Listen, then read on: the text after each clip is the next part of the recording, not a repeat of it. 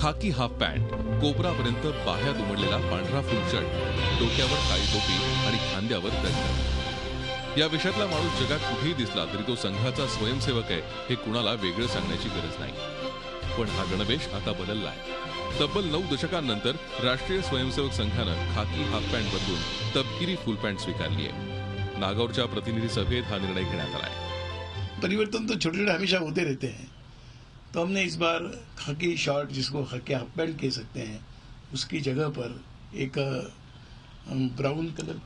Brown colour की फुल pant को हमने अपने गणवेश का हिस्सा बनाया है. संघाची स्थापना 1925 मध्ये झाली. त्यानंतर गणवेशात वेळोवेळी बदल करण्यात आले. 1940 पर्यंत खाकी शर्ट आणि खाकी हाफ पॅन्ट असा गणवेश होता. पण 1940 मध्ये खाकी शर्टची जागा पांढऱ्या फुल शर्टनं घेतली. 1973 मध्ये चामड्याच्या बुटांची जागा लांब बुटांनी घेतली.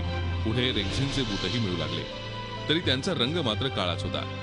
पोशाक बदलने से सोच तो नहीं बदलेगी.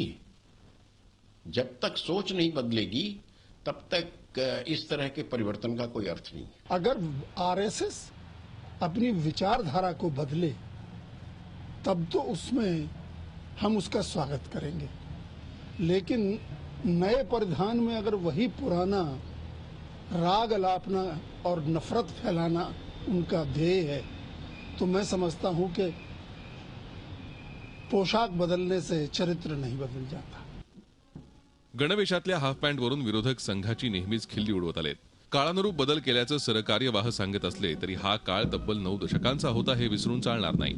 तरुण लोकसंख्या 21व्या शतकातलं भारताचं ठळक वैशिष्ट्य आहे. याच तरुण भारतात संघाला आपलं स्थान पक्क ठेवायचं असेल तर योग्य ते बदल करावेच लागणार होते.